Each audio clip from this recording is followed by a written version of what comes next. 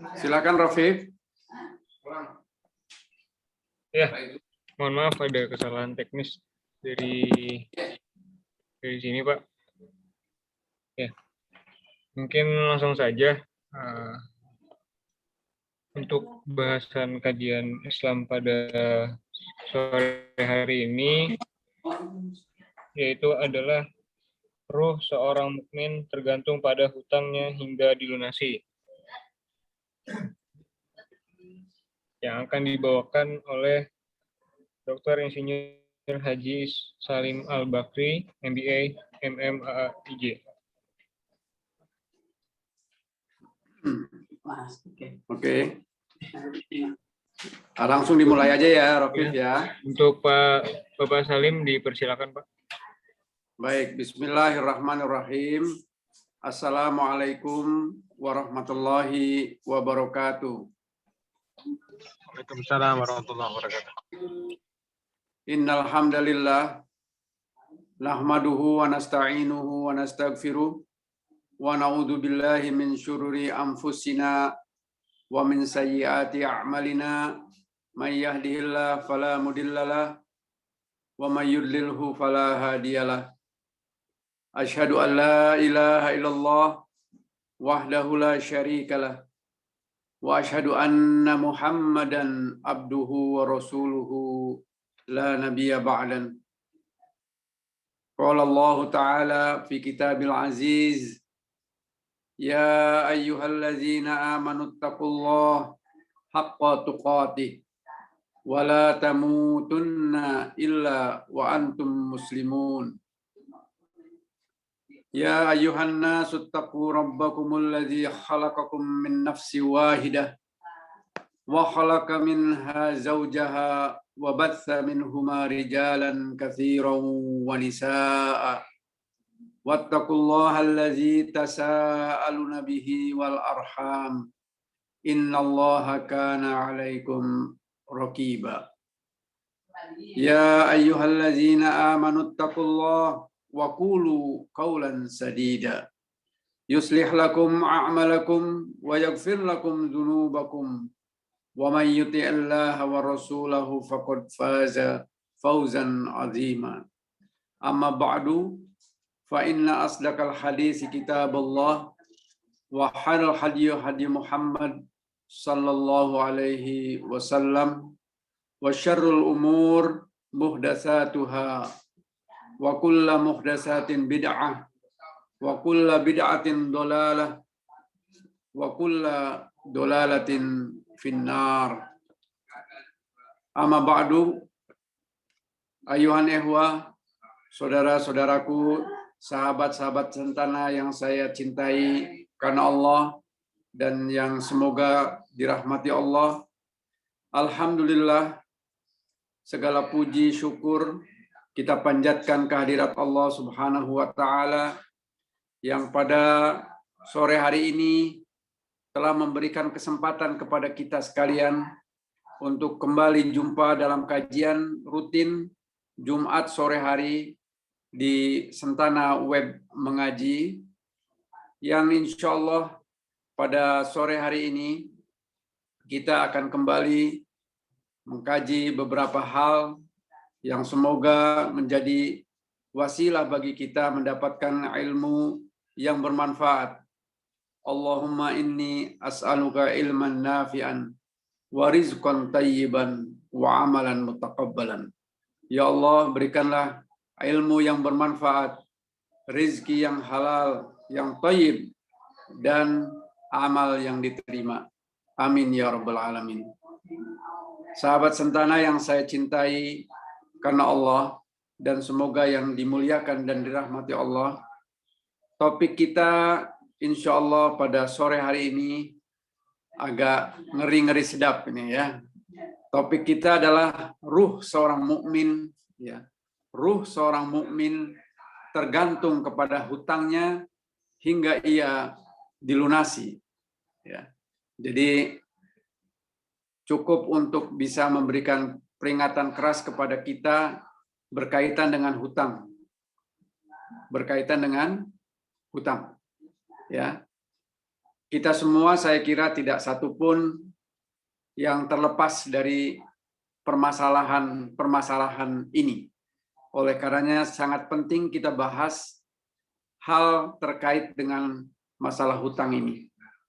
Karena banyak di antara kita, mohon maaf, mungkin juga termasuk diri saya, yang terkadang meremehkan permasalahan hutang ini.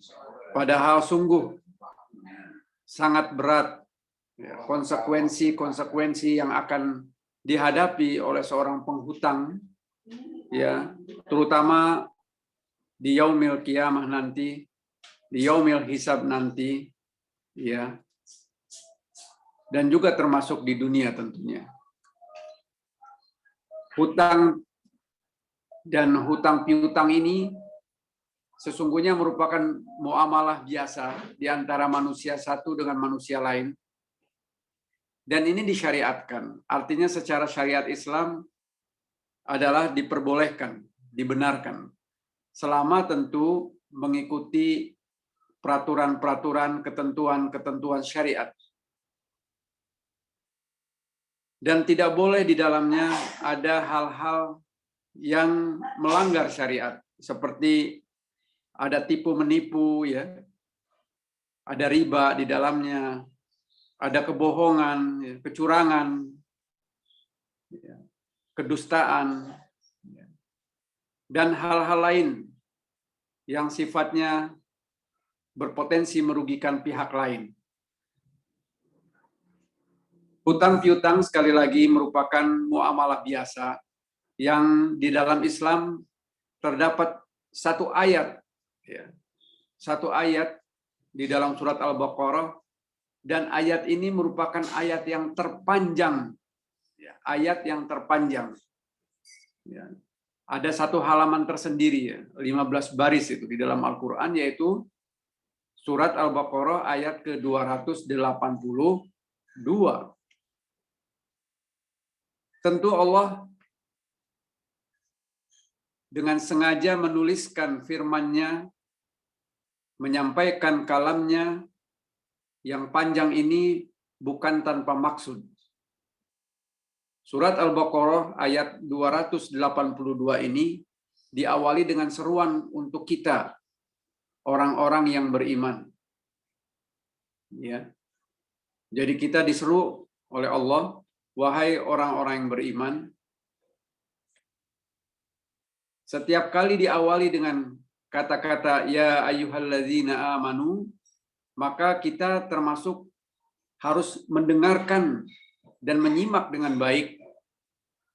Karena pada umumnya kalimat-kalimat yang diawali dengan ya ayyuhalladzina amanu itu Allah akan memberitakan sesuatu yang penting. Kalau bukan perintah tentu larangan. Maka tidak terkecuali dengan ayat ini, Allah ingin menyampaikan sesuatu yang sangat penting. Beliau menyampaikan tentang hutang piutang. Ya ayyuhalladzina amanu, wahai orang yang beriman, apabila kamu melakukan hutang piutang untuk waktu yang ditentukan, hendaklah kamu menuliskannya. Ya. Hutang piutang kan pada umumnya punya tenggang waktu, punya jangka waktu, punya periode waktu. Ya, maka di sini disuruh kita menuliskannya. Bukan sekedar janji yang tidak tertulis, tapi perintahnya adalah menuliskannya. Ini perintah awalnya seperti itu. Seberapapun kecil ataupun besarnya, tidak terkecuali diminta kita untuk menuliskannya. Karena pentingnya masalah ini. Dan hendaklah seorang penulis di antara kamu menuliskannya dengan benar. Jadi tidak ada kecurangan. Semua harus dilakukan dengan penuh kejujuran. Apa adanya, sebagaimana yang disepakati. Janganlah penulis menolak untuk menuliskannya sebagaimana Allah telah mengajarkannya kepadanya. Maka hendaklah ia menuliskannya. Beberapa kali nih perintah-perintah menulis ini, ya. Dan hendaklah orang yang berhutang itu mendiktekan, dan hendaklah ia bertakwa kepada Allah. Bayangkan ya, orang yang berhutang itu mendiktekannya. Jadi ditulis dengan dikte, ya. Jadi ini tegas sekali, ya. Dan hendaklah ia bertakwa kepada Allah, Rabb-nya, dan jangan dia mengurangi sedikit pun darinya. Ya, jadi tidak boleh ada kedustaan, kebohongan. Jika yang berutang itu orang yang kurang akalnya atau lemah keadaannya atau tidak mampu mendiktekannya sendiri, maka hendaklah walinya mendiktekannya dengan benar. Sampai seperti itu ya. Sampai seperti itu. Dan persaksikanlah dengan 2 orang saksi laki-laki di antara kamu. Tidak hanya sekedar menulis di antara yang hutang dan yang berhutang atau yang mempunyai hutang, tetapi disuruhnya kita ada saksi, ya. Dan 2 orang saksi laki-laki. Bukan hanya saksi, tapi dipersyaratkan. Jika tidak ada saksi 2 orang laki-laki, maka boleh seorang laki-laki dan 2 orang perempuan. Jadi 1 laki-laki ini digantikan oleh 2 orang perempuan. Di antara orang-orang yang kamu sukai dari para saksi yang ada. Agar jika ada seorang lupa, maka seorang lainnya mengingatkannya. Ya, karena sifat manusia itu adalah lupa, maka saksi ini ya bertugas untuk mengingatkannya. Dan janganlah saksi-saksi itu menolak apabila dipanggil. Ya, dan janganlah kamu bosan menuliskannya untuk batas waktunya, baik utang itu kecil maupun besar. Ya, seperti yang tadi saya katakan ya. Jadi Allah memerintahkan kita menulis beberapa kali dalam satu ayat ini ya. Dan jangan kamu bosan. Ini Allah Maha tahu ya bahwa kita punya sifat bosan. Maka Allah mengatakan jangan kamu bosan. Ini masalah hutang ini penting banget ini. Yang demikian itu lebih adil di sisi Allah, lebih dapat menguatkan kesaksian dan lebih mendekatkan kamu kepada ketidakraguan. Nah, ini kalau semuanya tertulis, insya Allah tidak ada yang ragu ya. Kecuali jika hal itu merupakan perdagangan tunai yang kamu jalankan di antara kamu, maka tidak ada dosa bagi kamu jika kamu tidak menuliskannya. Kalau tunai tidak perlu ditulis, tidak mengapa. Ya, tidak perlu ditulis, tidak mengapa. Dan ambillah saksi jika kamu berjual beli, dan janganlah menulis atau penulis dipersulit, dan begitu juga saksi. Jadi tidak boleh saling menyulitkan. Jika kamu lakukan yang demikian, maka sungguh hal itu suatu kefasikan pada diri kamu. Artinya kalau kita saling menyulitkan, itu termasuk kita golongan orang-orang yang fasik. Dan bertakwalah kepada Allah, Allah memberi pengajaran kepadamu, dan Allah Maha mengetahui segala sesuatu. Sahabat Sentana yang saya cintai karena Allah, satu ayat ini satu halaman. Jadi ayat terpanjang di dalam Al-Quran ini ayat tentang hutang piutang. Tentu mengandung satu pemahaman, pemaknaan yang sangat penting ya. Ya, sehingga Allah memerintahkan kita berulang kali untuk menuliskannya dengan saksi, ya, tidak boleh dusta, ya, kemudian disuruhnya tidak boleh mempersulit dan sebagainya. Nah, teman-teman sekalian, dalam salah satu hadis ya yang sahih ya, yang disampaikan ya juga oleh salah seorang sahabat ya, yaitu sahabat Abu Hurairah radhiyallahu anhu, dari Nabi SAW beliau bersabda, ruh seorang mukmin itu tergantung kepada hutangnya hingga ia dilunasi. Nah, ini sesuai dengan judul dari kajian kita, topik kita pada sore hari ini ya. Jadi berkaitan dengan ayat tadi, Nabi SAW menekankan kembali tentang pentingnya hutang ini. Sampai-sampai Nabi menyampaikan ya, melalui lisan dari Abu Hurairah, sahabat yang sangat banyak meriwayatkan hadis, bahwasanya ruh seorang mukmin itu tergadai dengan hutangnya. Ya. Jadi jiwanya tidak akan tenang dan tidak akan mendapatkan hak-haknya. Ya. Nanti kita akan bahas, salah satunya adalah seorang yang syahid sekalipun itu belum bisa masuk surga. Ya, kalau hutang-hutangnya yang di dunia itu belum dilunasi. Bahkan Nabi tidak mau menyolatkan sahabat yang meninggal syahid, ya, di medan perang hanya karena hutang 2 dinar. Subhanallah ya. Jadi orang yang mempunyai hutang ini ya wajib untuk membayar hutangnya, wajib hukumnya. Bahkan harus mendahulukan dibanding dengan kewajiban-kewajiban lainnya. Ya. Karena ini termasuk hak muslim atas muslim ya. Yaitu sesuatu yang harus dibayar di dunia ini. Ya. Maka tentu ini merupakan satu kewajiban yang maka diperingatkan Allah untuk menuliskannya karena kita bisa terlupa. Karena mungkin banyaknya hutang kita. Mungkin juga karena waktunya yang sudah lampau dan lama. Bahkan bukan tidak mungkin orang yang menghutangi kita sudah meninggal dunia. Dan sebagainya dan sebagainya. Tapi kewajiban tetap kewajiban. Ya. Tetap harus dibayar. Ya. Nah, Nabi SAW mengajarkan juga sebuah doa. Dan doa ini dianjurkan untuk kita baca setiap sebelum salam, ya, setiap sholat sebelum salam. Yaitu tentang doa mohon perlindungan dari beberapa hal, termasuk hutang di dalamnya. Allahumma inni a'udzubika min adzabi jahannam, wa min adzabil qabr, wa min fitnatil mahya wal mamat, wa min syarri fitnatil masihid dajjal. Allahumma inni a'udzubika minal ma'sami wal magrami. Nah, ini dia. Yang terakhir ini berlindung dari hutang. Ya Allah, sesungguhnya aku berlindung kepadamu dari azab kubur. Aku berlindung kepadamu dari fitnah Masih Dajjal. Dan aku berlindung kepadamu dari fitnah hidup dan fitnah mati. Ya Allah, sesungguhnya aku berlindung kepadamu dari dosa dan hutang. Ya. Ada seorang sahabat bertanya kepada Nabi SAW, wahai Rasulullah, mengapa engkau seringkali berlindung kepada Allah dari masalah hutang? Lalu beliau menjawab, sesungguhnya apabila seseorang terlilit hutang, maka jika ia bicara, ia akan dusta. Dan jika ia berjanji, dia akan ingkar. Nah, ini salah satu penyakit ya dari orang yang berhutang tuh begini. Ya, dia akan kalau bicara itu dusta. Kenapa? Karena dia harus menutupi dengan segala alasan yang belum tentu alasan itu benar. Ya. Bahkan cenderung berdusta. Ya.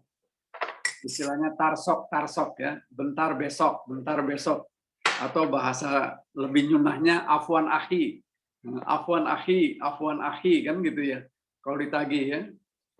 Nah ini semua menandakan bahwa seorang yang berhutang itu dia akan menambah dosanya karena dia berdusta, dan kalau dia berjanji kemungkinan besar dia akan mengingkarinya. Kenapa? Karena hutang itu memang bukan tidak boleh, tetapi seperti tadi dalam akad yang harus dituliskan kapan dia akan melunasi, ya, dan berapa besar yang harus dia lunasi, semuanya tertulis. Dan jika kita memang belum punya kemampuan, ya, karena memang satu dan lain hal kondisi yang benar-benar ya, bukan alasan belum mampu, maka diperintahkan untuk menyampaikannya.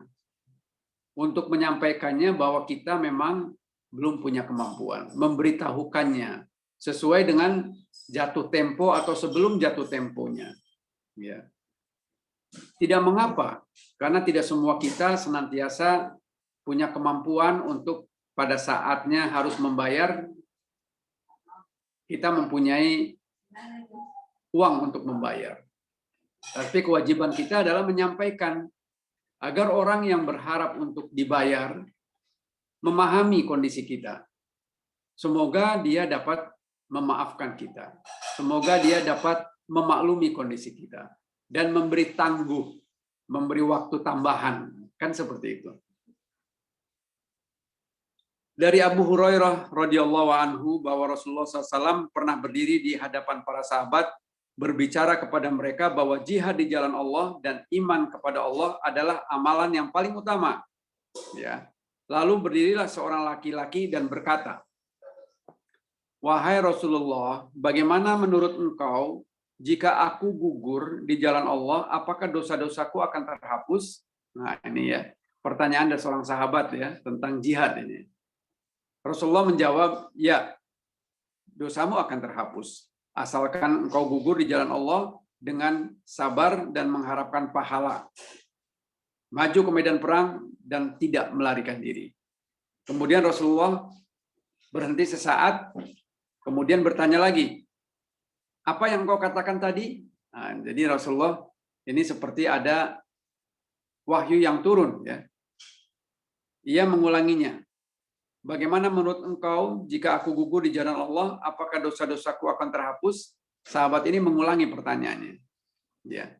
Rasulullah SAW menjawab, "Ya, ya, asalkan engkau gugur di jalan Allah sedang engkau sabar mengharapkan pahala, maju ke medan perang, tidak melarikan diri, kecuali hutang." Nah, ini ada tambahan ya. Dan Nabi mengatakan SAW, "Karena begitulah tadi Jibril, malaikat Jibril menyampaikan kepadaku bahwa ada tambahan redaksi ini dengan kecuali hutang." Ya. Jadi Nabi pun ini menunjukkan bahwa wama yantiku anil hawa in huwa illa wahyu yuha. Ya. Nabi itu tidak berkata-kata kecuali wahyu yang diwahyukan kepadanya, tentu melalui malaikat Jibril alaihissalam. Jadi Nabi menjawab, kemudian ada yang kurang atau ada yang belum sempurna, maka Jibril turun langsung menyempurnakan itu. Ya. Nah, di sini apa yang disampaikan Jibril alaihissalam adalah tentang hutang, ya. Jadi seorang berjihad sekalipun di jalan Allah, syahid, meninggal, ya, dia mendapatkan pahala surga, tetapi terhalang ya sampai dengan kalau dia memiliki hutang, hutangnya dilunasi, ya. Oleh karenanya maka ini sangat sangat penting ya. Dalam riwayat lain dari Muhammad bin Jahsh radhiyallahu anhu, ia berkata, "Pada suatu hari kami duduk-duduk bersama Nabi Shallallahu alaihi wasallam sedang akan menguburkan jenazah. Beliau menengadahkan kepalanya ke langit, kemudian menepukkan dahi beliau, tiba-tiba ya dengan telapak tangannya seraya bersabda, 'Subhanallah, betapa berat ancaman yang diturunkan. Subhanallah, betapa berat ancaman yang diturunkan.' Kemudian kami semua terdiam. Ada apa ini? Tiba-tiba Nabi menepukkan tangannya ke jidatnya, ke dahinya, sambil berkata betapa berat ancaman yang diturunkan. Kemudian keesokan harinya, sahabat bertanya kepada Nabi SAW, "Wahai Rasulullah, ancaman berat apa gerangan yang akan turun itu?"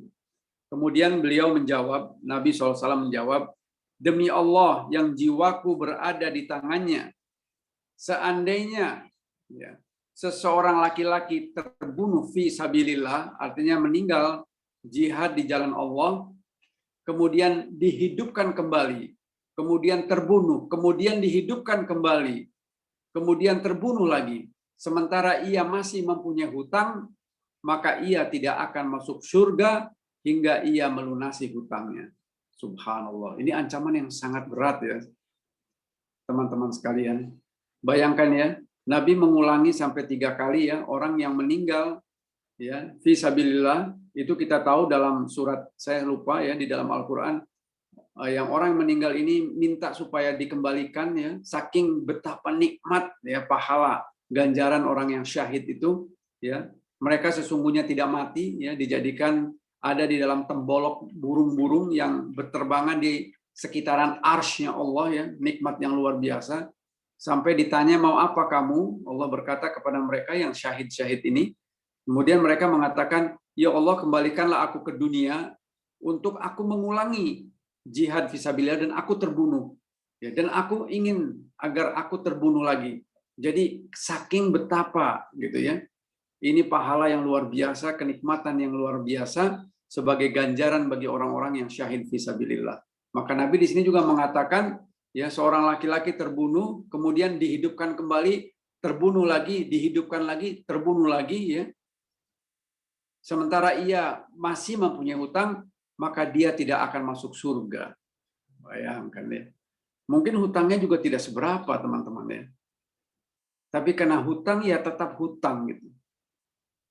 Maka ini peringatan keras bagi kita sekalian untuk tidak bermudah-mudah ya. Hutang, tidak bermudah-mudah hutang. Dan biasanya kita berhutang ini banyak di antara kita karena pola hidup ya. Karena lifestyle. Nah, ini yang harus hati-hati ya. Berhutang itu boleh saja ya. Selama atau sejauh itu benar-benar sesuatu yang sudah sifatnya mendesak dan untuk kebutuhan yang primer ya. Karena Nabi SAW pun di akhir hayatnya itu menggadaikan baju besinya ya untuk berhutang kepada Yahudi, tapi untuk bukan foya-foya untuk lifestyle, tapi untuk makan ya. Beliau untuk membeli gandum. Ya, saking tidak adanya uang, maka Nabi menggadaikan baju besinya berhutang kepada Yahudi untuk apa? Makan. Jadi untuk kebutuhan yang sangat primer. Nah, kita sebagian besar dari kita ya, itu berhutang untuk sebuah kebutuhan gaya hidup. Yang terkadang ya, itu bukan kebutuhan primer ya, bukan untuk makan, tapi untuk sekedar lifestyle, bahkan ya, mohon maaf mungkin hanya untuk memenuhi prestis, gengsi saja. Ya, sesuatu yang tidak betul-betul mendesak dibutuhkan, tetapi dia lakukan itu hanya sekedar untuk gengsi dan seterusnya. Ini hati-hati. Ya, karena hutang itu harus dibayar, wajib hukumnya untuk dibayar. Bahkan tergadai amal-amal kita, bahkan amal yang memasukkan kita ke surga pun tergadai dengan hutang yang belum dilunasi ini. Dari Samurah ya, radhiyallahu anhu, ia berkata, kami bersama Rasulullah SAW sedang menguburkan jenazah. Lalu beliau bersabda, ya, adakah seorang dari Bani Fulan di sini? Adakah seseorang dari Bani Fulan? Sampai 3 kali beliau mengulangi. Lalu berdirilah seorang dari laki-laki bertanya, apa yang menghalangimu untuk menjawab seruanku pada kali yang pertama dan kedua? Nabi berkata, adapun aku tidak menyebutkan sesuatu kepadamu melainkan kebaikan. Sesungguhnya si Fulan ini, seorang laki-laki dari kalangan mereka yang sudah mati, tertawan karena utangnya. Jadi Nabi memberitahukan, ya, memberitahukan si Fulan yang meninggal ini, ya, Nabi mengatakan, Bani, siapa di antara ini yang dari Bani Fulan? Karena orang yang meninggal, si Fulan ini, punya hutang, maksudnya agar dilunasi oleh kerabatnya, ya, atau oleh ahli warisnya, atau oleh orang yang berasal dari bani yang sama ini, atau siapapun boleh ya untuk bisa berbuat baik melunasi hutang saudaranya ini, saudara seiman. Dari Uqbah bin Amir radhiyallahu anhu bahwa ia mendengar Rasulullah SAW bersabda, janganlah kalian menakut-nakuti diri kalian setelah mendapatkan keamanan. Mereka bertanya, bagaimana itu wahai Rasulullah, menakut-nakuti dalam bentuk apa? Yaitu dengan hutang. Jadi hutang ini sesuatu yang menakutkan. Menakutkan karena apa? Karena besarnya ya. Besarnya kewajiban yang harus dilunasi sampai menggadaikan amal soleh yang juga ganjarannya surga sekalipun tergadai oleh hutang ini. Ya. Kemudian dari Jabir radhiyallahu anhu ini banyak riwayat yang saya sampaikan untuk menegaskan kepada kita tentang konsekuensi ya beratnya hutang ini. Seorang laki-laki meninggal dunia, kami pun memandikan jenazahnya, lalu kami mengkafaninya, memberikannya wangi-wangian, kemudian kami mohon kepada Nabi SAW untuk menyolatkannya. Kemudian Nabi berkata, solatkanlah jenazah ini. Beliau melangkahkan kakinya, kemudian bertanya, apakah dia mempunyai hutang? Benar ya Rasul, dia punya hutang 2 dinar. Lalu Nabi beranjak tidak menyolatkannya, pergi. Abu Qatadah kemudian menanggung hutangnya, ya. Kemudian datang lagi kepada Nabi SAW dan berkata, ya Rasulullah, 2 dinar telah aku tanggung, kata Abu Qatadah. Maka Rasulullah SAW bersabda, kamu betul akan menanggungnya sehingga mayit ini terlepas dari hutangnya. Lalu Abu Qatadah mengatakan lagi, ya Rasulullah. Lalu Nabi pun menyolatinya. Kemudian setelah hari itu Nabi berkata lagi, apakah kamu telah melakukan pelunasan 2 dinar tadi? Ditagih oleh Nabi SAW. Abu Qatadah berkata, sesungguhnya ia baru meninggal kemarin. Jabir mengatakan, maka Rasulullah mengulangi lagi pertanyaannya esok harinya. Artinya segerakan, jangan menunda pembayaran pelunasan itu. Ya. Maka Abu Qatadah mengatakan, aku telah melunasinya wahai Rasulullah. Maka Rasulullah SAW berkata, sekarang barulah dingin kulitnya. Artinya apa? Teman-teman sekalian, sahabat sentan yang saya cintai karena Allah. Sementara belum dilunasi, ternyata ada siksa ini. Karena setelah dilunasi, Nabi SAW baru mengatakan, sekarang barulah dingin kulitnya. Artinya sebelumnya dia panas. Artinya dia mendapatkan azab karena hutangnya. Jadi tidak saja ya menggadaikan amal solehnya, tetapi juga ternyata dia juga mendapatkan azab. Kita berlindung kepada Allah ya. Jangan bermudah-mudah dengan hutang, teman-teman sekalian. Ya. Kemudian ada satu lagi hadis yang ingin saya sampaikan ya. Yaitu tahukah kalian, Nabi SAW tiba-tiba berdiri kemudian bertanya kepada sahabat, tahukah kalian siapa orang yang bangkrut atau muflis itu? Ya. Lalu para sahabat menjawab, orang yang bangkrut di antara kami ialah orang yang tidak punya dirham dan tidak punya harta benda. Orang miskin lah. Yang tadinya kaya misalnya tiba-tiba satu dan lain hal menjadi bangkrut, ya, tidak punya apa-apa lagi. Ya, itulah dia orang yang muflis, orang yang bangkrut, kata sahabat. Nabi mengatakan, orang yang bangkrut itu di kalangan umatku ialah orang yang datang nanti pada hari kiamat dengan membawa pahala, ya, pahala sholat, puasa, zakat, dan lain sebagainya. Tetapi kemudian ia datang dengan membawa dosa yang ia pernah lakukan di muka bumi ini. Antara lain dosa ini adalah mencaci maki, menzolimi orang, menghina-hina orang, ya, menuduh ini dan itu, memakan harta ini dan itu, menumpahkan darah ini dan itu, ya, memukul ini dan itu, kemudian diberikan yang ini dari kebaikannya. Jadi dia harus membayar. Ya, kita ketahui ya ada transaksi itu dengan menggunakan alat tukar yang namanya uang dan yang lainnya itu hanya di dunia. Tetapi di akhirat kelak ya alat tukar itu berupa amal. Ya, jadi kita membayar hutang-hutang kita itu.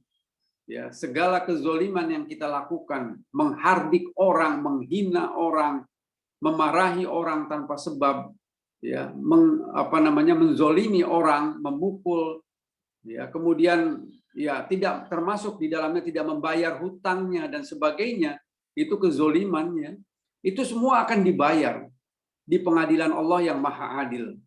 Nah, dibayarnya dengan apa? Dengan amal. Sehingga amal-amal kita yang kita bawa, ya, yang besar itu, apakah amal soleh kita berupa pahala sholat, haji, umroh, dan seterusnya itu dipakai untuk membayar ya hal-hal yang belum kita lunasi di dunia ini.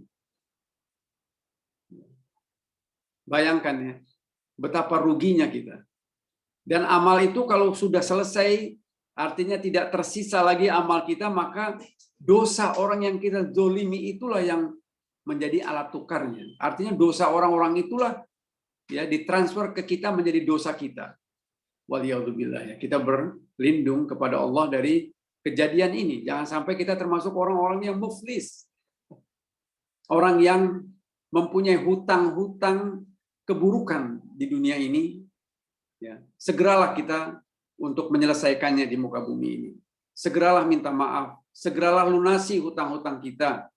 Segeralah kita berbuat baik ya, agar kita dapat menghapus dosa-dosa kita ya, dan jangan sekali-kali kita berbuat zolim kepada orang-orang lain karena ini akan semuanya akan dimintakan pertanggungjawabannya dan akan dibayar ya. Keadilan Allah adalah keadilan yang maha adil ya.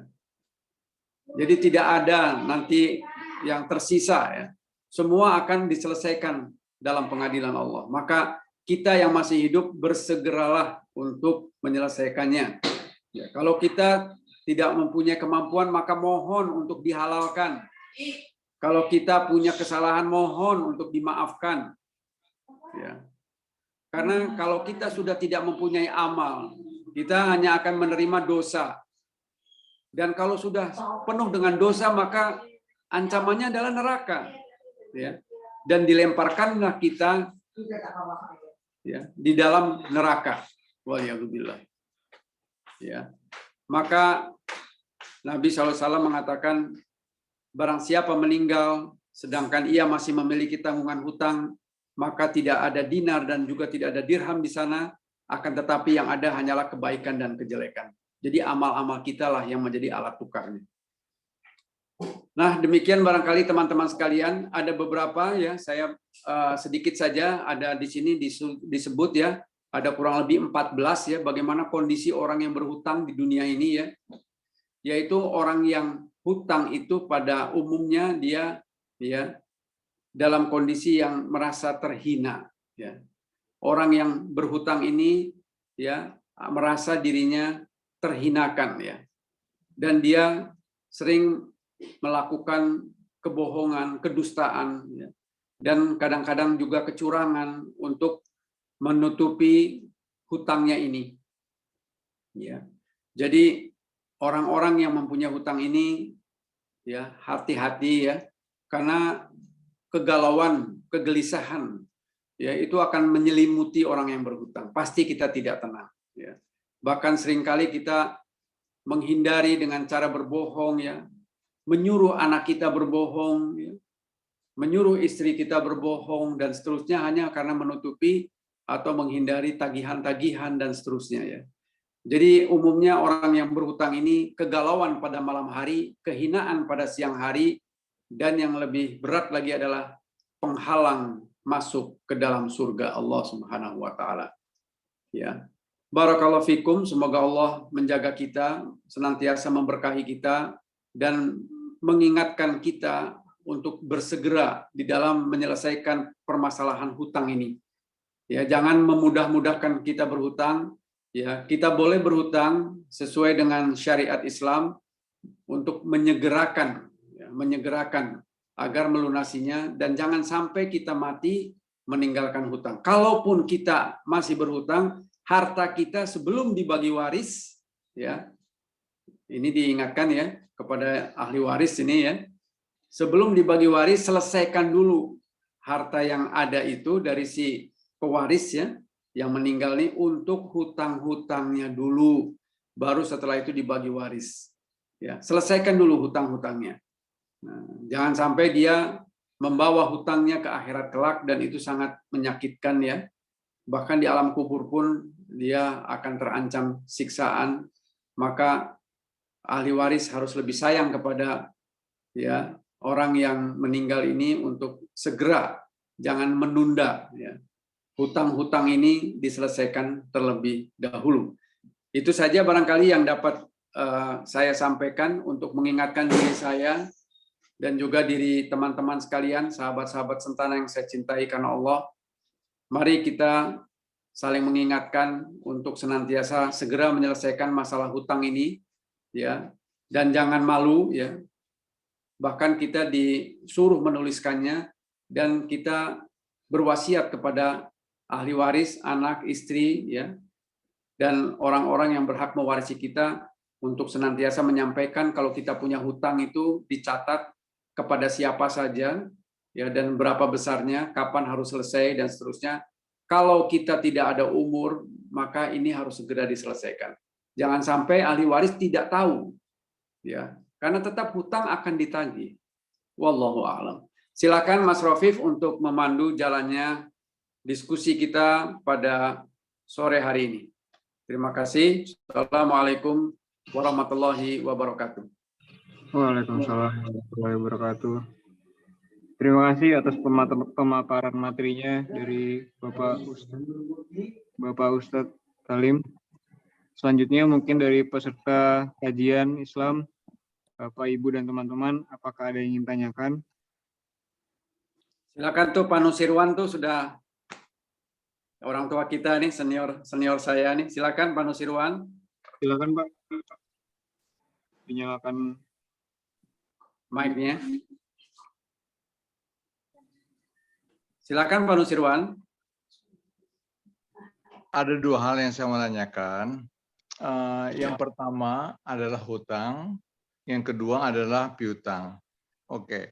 Ya. Yang pertama, ya saya ilustrasikan ke dari diri saya sendiri deh. Jadi ya saya misalnya punya janji pada seseorang, oke, kalau you misalnya ke sana, saya kasih Anda 30 juta misalnya ya.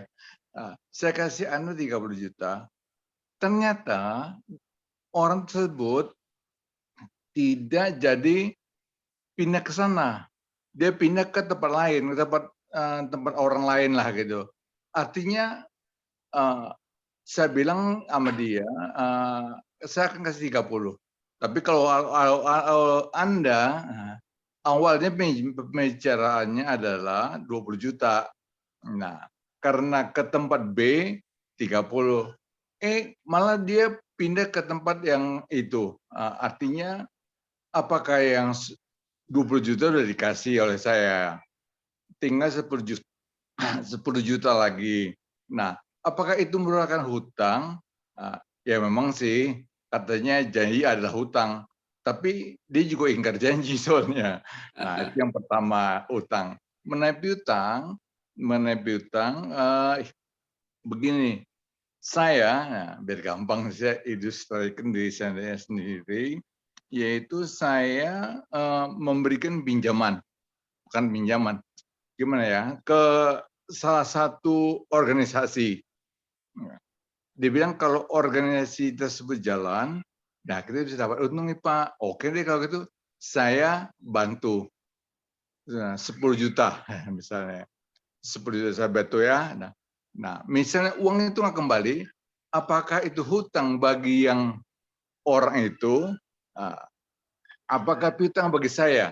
Nah, kalau bagi saya sih, apakah itu dagang berdagang yang dinyatakan sebagai rugi aja, atau bagaimana Pak Ustadz? Assalamualaikum warahmatullahi wabarakatuh. Terima kasih. Ya, waalaikumsalam warahmatullahi wabarakatuh. Pak Nusirwan, Pak Iwan yang saya hormati, barakallahu fikum ya. Semoga Allah memberkahi Bapak, keluarga, dan kita sekalian. Wallahu a'lam. Yang jelas tadi saya awali dengan ayat yang paling panjang dari Al-Quran ya, surat Al-Baqarah ayat 282. Itu memang Allah berulang kali menuliskannya. Nah, ini adalah kata kunci, Pak. Dari apapun yang tadi Bapak katakan, ini urusannya menuliskannya. Jadi apakah itu bentuknya hutang, apakah bentuknya piutang, itu harus menuliskannya. Karena kalau sudah tertulis, itu ada akad di sana. Akadnya jelas. Akadnya hutang piutang. Bahkan dia harus mengimlakan, mendiktekan. Tadi kan kalimatnya begitu dalam Al-Quran. Kenapa? Bahkan harus disaksikan orang. Gitu. Karena ini urusannya bukan main-main ini. Ya, bukan sekedar hanya al-wa'du dain, artinya janji itu hutang, iya. Tetapi tulis, supaya semua kita tidak bisa mengelak suatu ketika atau bahkan multitafsir. Gitu. Jadi kalau memang kita hutang, jelas. Misalnya tadi Bapak mengatakan, kalau kamu ke sana, nah berarti kan ada syarat tuh. Nah kalau tidak, berarti gugur kan. Logikanya kan demikian. Nah, jadi kan itu semua dituliskan. Nah, kalau ditulis maka semua menjadi jelas. Hindarkanlah ya sesuatu yang Allah perintahkan itu dengan segala hela-hela, dengan segala alasan-alasan kita. Ribetlah, inilah, enggak ribet karena memang itu adalah perintah Allah. Dan pasti setiap perintah Allah itu ada kebaikan di dalamnya. Ya seperti yang tadi. Nah, Pak Nusirwan kan dibingungkan dengan situasi sendiri ya, karena memang tidak ditulisnya, karena hanya sekedar janji yang sifatnya ya janji antara Bapak dengan teman Bapak dan juga multitafsir pengertiannya. Nah, sehingga di sini untuk menghindarkan itu ditulis, bahkan disaksikan. dan diimlakan, didiktekan. Jelas lagi yang ditulis itu besarnya berapa, jumlahnya dalam bentuk apa, kapan mau dibayar, kan begitu. Sehingga kalau salah satu di antaranya meragukan, maka kembalilah kepada akad itu. Kan begitu, Pak. Jadi insya Allah itu Pak jawabannya. Jadi kembali kepada jangan kita merasa ribet lah dengan menuliskan itu. Karena menuliskan ini perintah Allah dan pasti perintah Allah itu mengandung kebaikan. Dan kita sifatnya lupa. Manusia itu an-nisyan ma'al khata wan nisyan. Ya. Al-insan ma'al khata wan nisyan. Manusia itu tempatnya lupa dan salah. Jadi kalau kita tidak menuliskannya, hanya mengingat-ingat, ini berapa banyak memori yang harus kita ingat. Apalagi kita ya Pak ya, sudah semakin usia, semakin banyak yang lupa. Nah ini repot nanti nih. Ya, sementara yang kita utangin, dia juga lupa atau dia mengelak, lalu dasarnya apa gitu. Nah, jadi saya kira kita semua kembalilah kepada perintah Allah untuk senantiasa menuliskan dengan baik ya, karena satu halaman penuh ini cerita tentang hutang piutang tuh. Kalau tidak penting, tentu Allah tidak akan bercerita seperti ini. Karena Allah Maha tahu, Allah yang menciptakan kita, Allah yang paling tahu tentang hal-hal kelemahan kita, kan gitu. Wallahu alam begitu Pak Iwan yang dapat saya sampaikan. Maaf kalau belum memenuhi penjelasan yang diharapkan. Terima kasih. Oke, terima kasih Pak Ustadz. Ya, sama-sama. Silakan ada yang lain. Terima kasih Pak Irwan. Selanjutnya apakah ada lagi dari peserta kajian? Atau chatting boleh ya, kita memberi lewat pertanyaan yang di kolom chat boleh, silakan kalau ada yang mau. Dari kolom chat nanti bisa saya tanyakan. Ya, silakan. Ada yang mau tanya? Silakan ya, ini mungkin masalah. Sambil menunggu saya nanya kali Pak ya. Ya, silakan. Mas Rofif. Terima kasih Pak. Mungkin dari pengalaman saya atau mungkin teman saya Pak ya, ketika ada utang piutang yang memang tidak ada akadnya secara ibaratnya secara formal gitu Pak, yang memang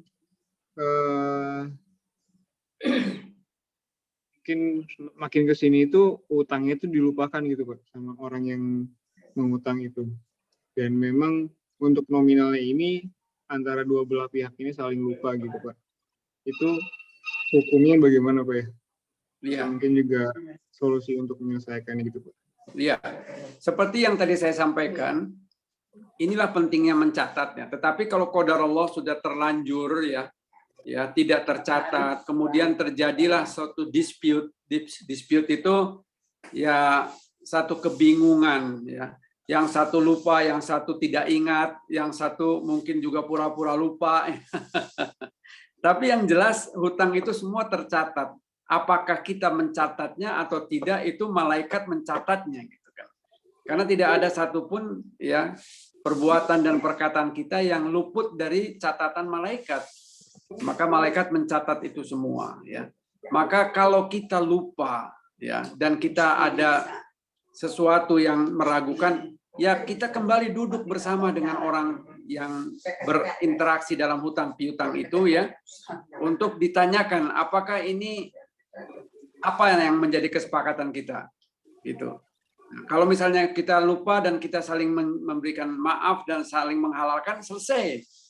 Artinya kita sudah menyelesaikan itu dengan cara kita saling memaafkan, saling menghalalkan. Udahlah ya, hutang kita ya kita sudah halalkan aja karena kita juga lupa, udah kamu juga lupa, udah deh ya. Atau nih saya bayar sekian tapi sudah ya dianggap halal, misalnya, itu selesai sudah. Artinya penghalalan itu perlu untuk didapatkan kita selama kita hidup di dunia ini gitu. Jadi kalau kita punya hutang ya kita harus datangi ya bagaimana cara kita untuk menyelesaikan, termasuk kalau kita tidak mampu yang tadi saya sampaikan ya juga kita harus sampaikan gitu ya. Kita belum punya kemampuan untuk membayar, gitu. Nah, jadi ya yang utama tuh kalau kita punya kemampuan jangan menunda, karena dosa itu menzolimi, termasuk kita menzolimi orang itu. Ya, kita punya kemampuan, kita punya hutang, lalu kita menunda-nunda. Nah, itu tidak boleh. Kita berdosa itu. Ya, karena jangan lupa orang yang memberikan hutang itu pun mengharapkan kita membayar gitu ya. Ya. Kecuali orang itu mengikhlaskan ya. Maka biasanya kalau ada yang meninggal itu kan ada ahli waris yang ya berdiri lalu menyampaikan apabila ada sangkut paut hutang dan sebagainya, menghubungi ahli waris dan seterusnya. Lalu ada yang di situ juga dia mengatakan misalnya, ya si A mayit ini punya hutang tapi saya halalkan, saya ikhlaskan, selesai. Tapi kalau memang belum, ya harus diselesaikan. Dan yang pertama kali harus diselesaikan sebelum dibagi waris adalah selesaikan hutang-hutangnya. Kalaupun sampai harta itu tidak ada lagi untuk dibagi waris karena untuk menyelesaikan hutang si mayit, itu lebih baik daripada si mayit menanggung hutang dan si ahli waris hanya ingin mendapatkan warisannya dengan mengorbankan ya ayahnya atau ibunya atau saudaranya yang meninggalkan hutang. Ini jangan ya. Kasihan. Kita yang hidup masih insya Allah bisa mencari rizki. Tapi yang sudah meninggal, ya, selesai, sudah terputus dengan dunia. Yang ada adalah bagaimana dia harus menyelesaikan kewajiban-kewajibannya di akhirat kelak. Demikian ya, Rafif. Jadi jangan menunda lah. Kalau memang lupa, datangi lalu bagaimana jalan keluarnya gitu. Ya, kalau kita sepakat dengan jumlah tertentu selesaikan. Kalau memang sepakat saling menghalalkan, ya juga hal yang bisa dilakukan itu. Ya. Demikian. Berarti lebih balik ke dua belah pihak ini Pak ya, kesepakatan. Iya benar. Ya. Oke, baik, Pak. Bahkan kadang-kadang ya, mohon maaf nih, saya teringat ya, saya kan juga pernah sekolah dulu SMA. Kan kadang-kadang kita jajan-jajan gitu ya. Nah ini juga ya, kadang-kadang ya anak-anak sekolah ya, makannya 5, ngakunya makan 1 gitu. Dulu ada istilah darmaji ya, dahar 5 ngaku 1 gitu kan. Nah ini Pak Robidin nih, inget nggak nih dulu nih zaman di sekolah ya, kita kan suka seperti itu, kadang-kadang ya makannya berapa, bayarnya berapa. Ini hutang, tetap hutang gitu ya. Bahkan kemarin waktu ada reuni itu ya, itu teman-teman itu lalu menghadirkan ahli waris dari bibi-bibi yang suka jualan di sekolah, lalu kita semua memberikan sedekah lah ya, memberikan semacam ya sudahlah, ini untuk apa ya, ya sekedar membayar hal-hal yang bisa lupa kita pada saat kita sekolah dulu. Kita bayar sejumlah uang ya, ini semoga menghalalkan gitu ya, apa-apa yang sudah kita lakukan dan lupa sudah puluhan tahun sudah kita. Nah ini juga bagian-bagian upaya kebaikan ya. Bahkan kita menyantuni salah satu cucunya ya, yang kebetulan berkekurangan ya, itu sebagai satu bentuk empati kita ya terhadap kebaikan-kebaikan yang dulu mungkin kita lupa, punya hutang dan sebagainya. Semoga Allah mengampuni keduanya gitu ya. Jadi seperti itu. Ya, Mas Rafif, silakan ada yang lain. Baik Pak, terima kasih Pak. Ya Pak Adi, dipersilakan Pak Adi. Saya nggak buka kamera ya. Silakan Pak Adi. Ada 2 pertanyaan saya. Yang pertama, seandainya saya berhutang kepada seorang, kemudian pada hari yang janjikan atau jatuh tempo, ternyata keberadaan orang tersebut sudah tidak ada di tempatnya gitu. Artinya sudah tidak tahu lagi kemana rimbanya, kemudian ahli warisnya juga sudah tidak ada.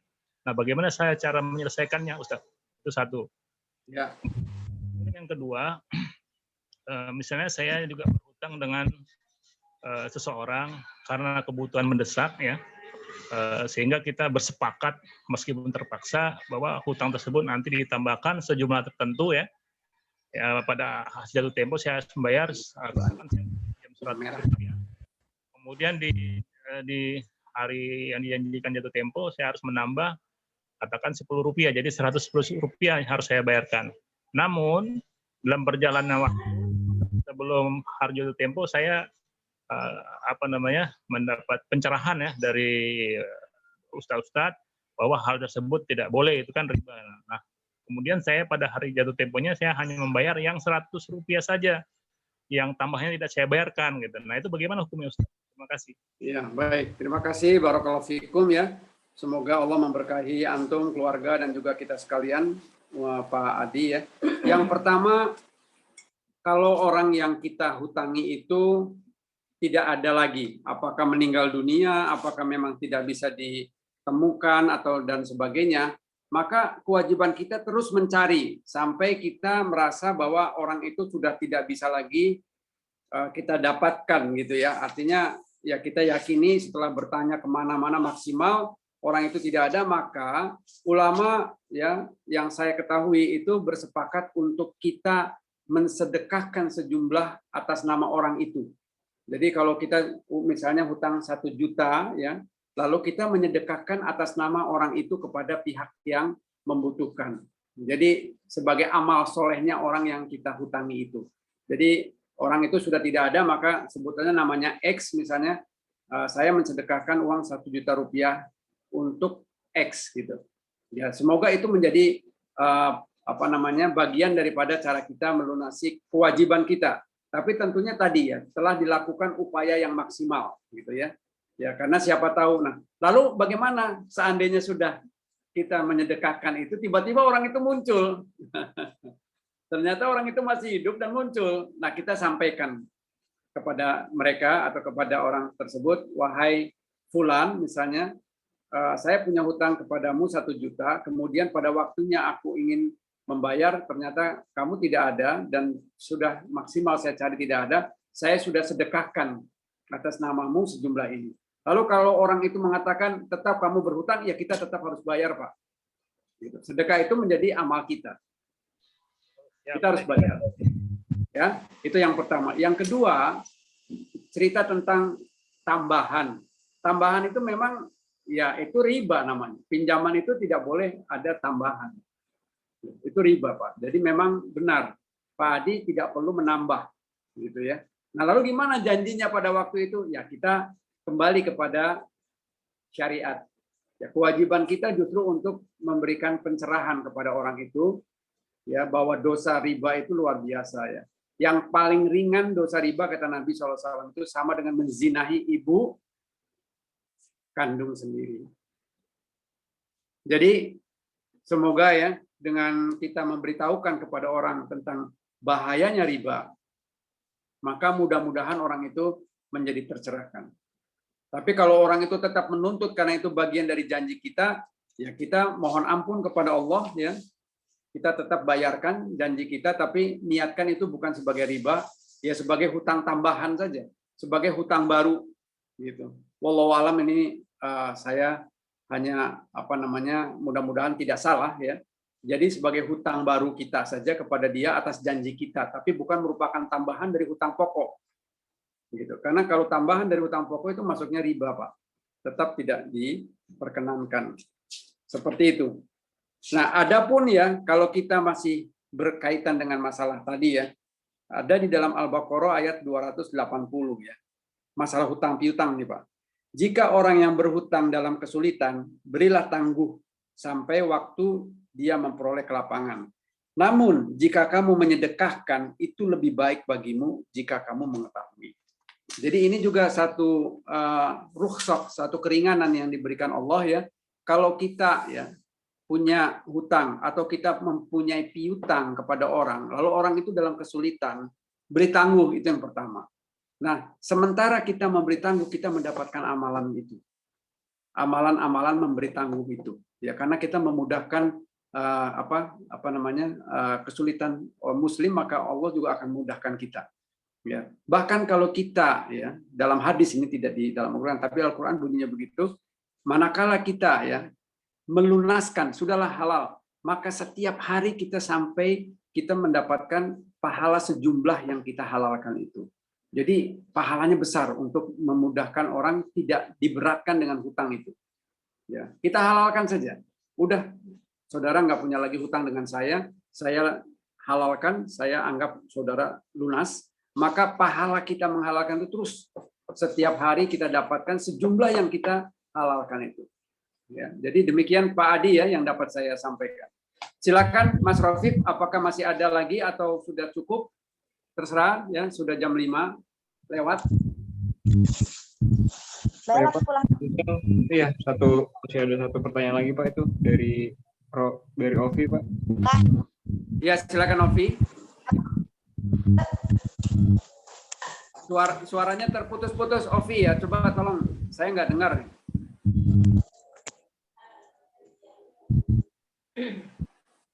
Silakan. Silakan, Ovi.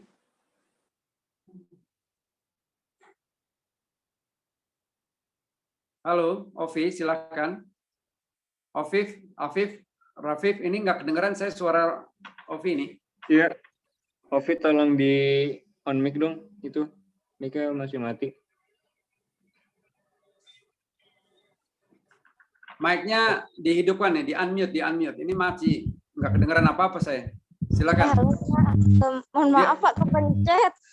Ya silakan Ovi, cepatlah. Ya. Nggak jadi tanya Pak, kepencet tadi mikrofonnya. Oh, nggak jadi tanya. Sudah. Ya Pak Salim, Oke. saya Pak Salim terakhir Pak Salim. Silakan Pak Ideal. Ya, saya punya orang tua almarhum, kedua-duanya sudah meninggal dunia. Ya, Beliau memang mewariskan sejumlah tertentu fisik bangunan apa segala macam ya Pak. Artinya ada sebuah value atau nilai. ya, Cuma memang masih belum terbagi Pak, masih dalam bentuk fisik rumah. Tapi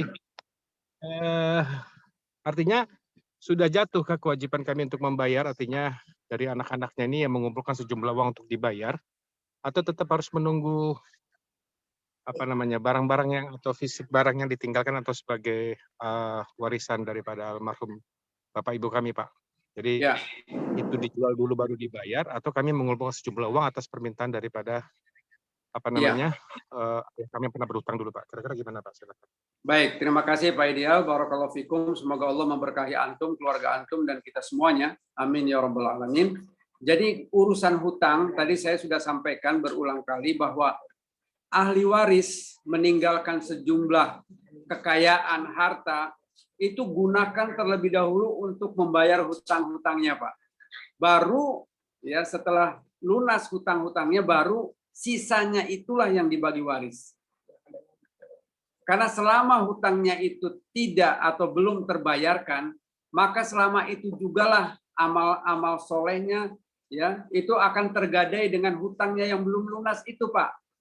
Ini yang tadi saya sampaikan, bahkan pahala seorang yang syahid sekalipun, yang pahalanya itu surga, itu menjadi terhalang, tertunda. Ya.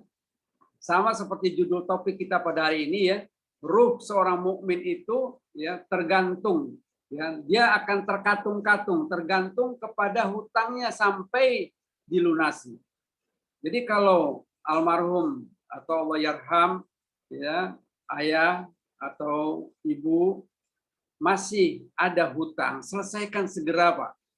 Apakah anak-anaknya mengumpulkan sejumlah uang ya untuk segera melunasi? Terserah caranya, tetapi segerakanlah hutang piutang atau hutang-hutangnya itu diselesaikan. Adapun tentang waris, ada hukum waris yang akan mengaturnya. Tetapi prioritas pertama ya, pemilik harta ini, ayah dan ibu kita itu, kalau punya hutang, selesaikan dulu hutangnya. Baru sisa daripada hutang itulah, ya, baru sisa harta setelah menyelesaikan hutang itulah yang dibagi waris. Wallahu Ya, a'lam. meski fisik rumah atau harta warisan yang ditinggalkan oleh almarhum Bapak Ibu itu Iya, kalau masih belum terjual ya Pak. Artinya ada kewajiban Iya. anak-anaknya untuk mengumpulkan sejumlah uang ya Pak. Atau Iya kita jualkan dong. dulu untuk kemudian Iya, itu urusan ahli waris, tetapi prioritas pertama, bahkan mohon maaf, seandainya pun barang warisan itu dijual dengan harga yang tidak sesuai dengan harapan, tetapi itu digunakan untuk membayar, maka segerakanlah untuk membayar hutang-hutang itu. Ya, jangan menunggu sesuai dengan harapan ahli waris, karena kan tadi tergadai kalau memang beliau itu masih punya hutang, kasihan Pak. Ya, gitu. Kasihan, nanti amal soleh dan lain sebagainya itu terkatung-katung karena belum selesai hutangnya ini. Jadi kalau urusan hutang itu memang harus diutamakan Pak, sebelum dibagi waris. ya tadi Maka saya sempat juga mendengar dalam proses perjalanan juga nih Pak, lagi ke arah rumah, disebutkan bahwa betapapun dia solehnya gitu segala macam, dia akan tetap Pak, terkatung-katung ya Pak ya, dengan Ya, soal utang ini Pak ya, kalau yang belum terbayar ya.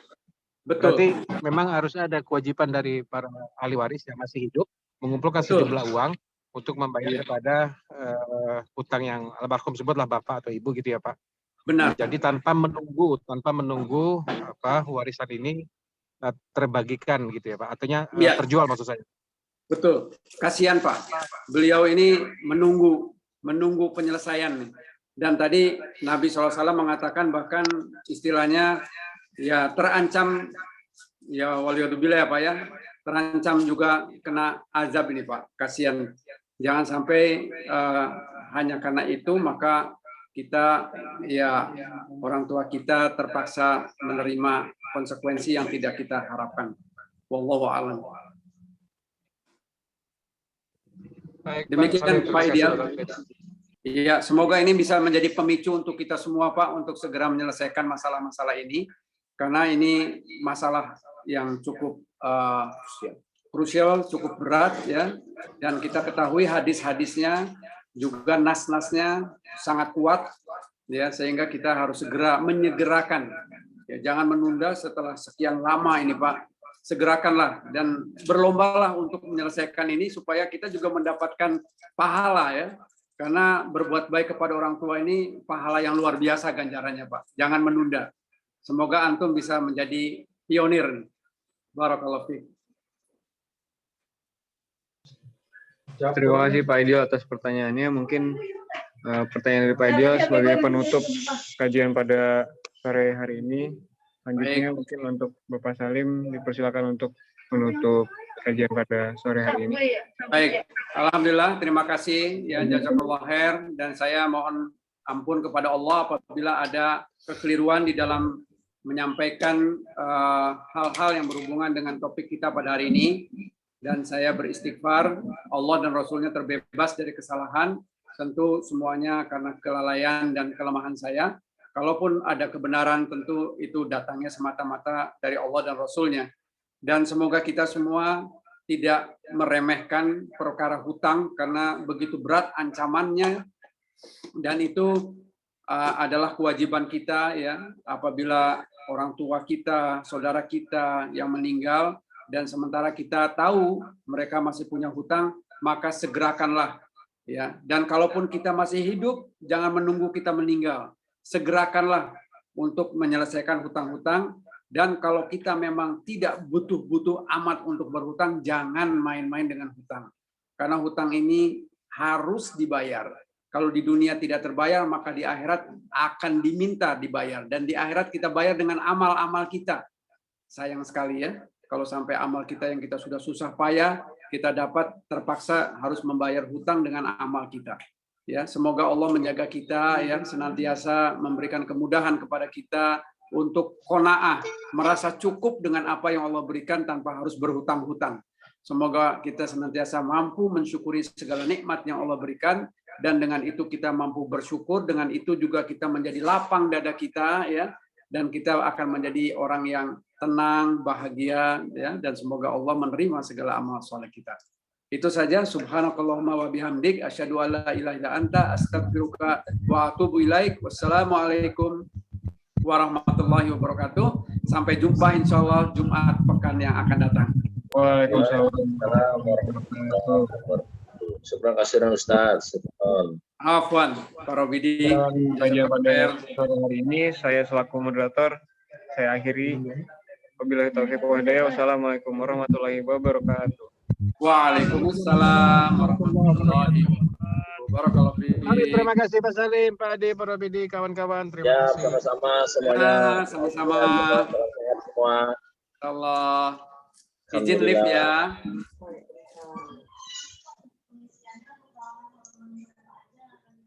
Ya, terima kasih.